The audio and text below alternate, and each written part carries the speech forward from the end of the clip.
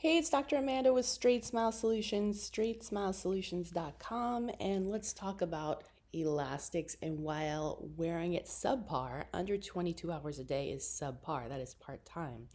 22 to 23 is ideal. 24 is great too. If you want to eat with them in, fantastic. You're just going to move way faster and your case is going to be done quicker. Kind of a hassle, but hey, when I had class 2 elastics, I did it. So I don't see what your problem is.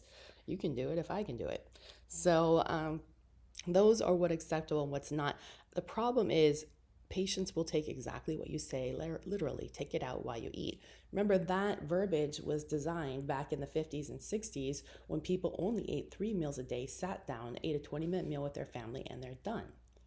Take it out when you eat. Nowadays, kids and teens, they're constantly eating. They're not eating with their families for the most part. I'm not generalizing. I'm sure in many houses they are.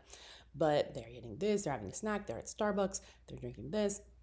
So they're probably having them out 4, 5, 6, 7, 8 hours a day. Guess what? That doesn't work. You're going to see no results. So you have to be crystal clear on how this works.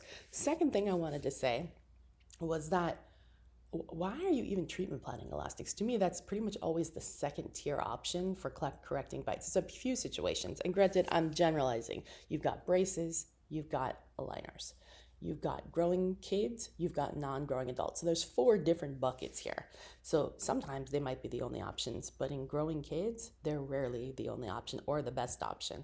So, I mean, nowadays with Invisalign with MA and some of these other features, you can even, most aligner brands do sequential distalization for adults. Why would you do elastics? It's just the most, first of all, elastics can also, they have tons of side effects, especially when they're worn inconsistently. People who wear elastics do have, and you can Google this, you can search this in the literature. I feel like it's underreported just because so many orthodontists do it and orthodontists sponsor the literature. So I'm sure you can find some fringe reports. Is it going to be in a major journal? Probably not. But it's something that every orthodontist knows, that heavy or overwear of elastic wear or wires or long-term in time in braces can cause root resorption, loss of root vitality. So external resorption, bone issues, perio issues. So for me, there's very few times when I feel that elastics need to be worn. Now, I'm generally okay with posterior box elastics, triangle elastics at the beginning, very, very light. And if you want to know about elastic size and strength, I do have a lot of content on that. You need to go into that. That has to be customized. A lot of it's going to depend on the wires or in the aligners, what you're trying to do, the attachments. But the idea is to get something that seems reasonable in terms of size and in terms of strength for the case, and then get the right size that the patient can comfortably take on, take off, and put on, and still talk and have a normal lifestyle, but they still need to feel a pull all the time. They need to feel a pull when it's at rest. They need to feel a pull when they're talking, but it shouldn't be enough to break the button. So sometimes it takes a few go-rounds to find the right prescription of the elastic for the case, and that's why they are such a pain in the ass, and they are not my favorite thing. So I just covered a lot of stuff about elastic, but yeah, you got to clarify the elastic wear. It cannot be less than 22 hours a day. And you know what? Not every kid or adult is going to wear them. So you might as well be upfront before you even put them in the treatment plan or consider them, and just tell the experience.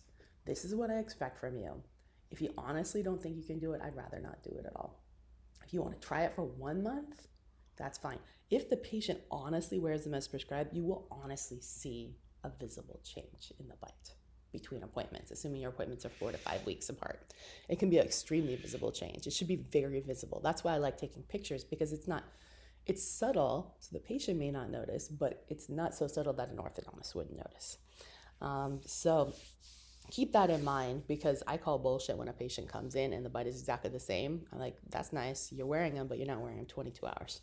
And I will confidently say that. And they'll go, but, no. I'm sorry. Unless all their teeth are ankylosed, it's impossible. Assuming, they're still, assuming that you pick the right strength, the right size. I mean, there's a lot of things you have to do right too for this to work. They do work when everyone does their part. And when you pick the right case, you pick the right elastics, and they wear them properly, they do work. So, but yeah, I mean, if the patient's honestly not going to wear it, better find out on the front end and come up with another plan, It's just not something people do that much anymore. All right, thanks.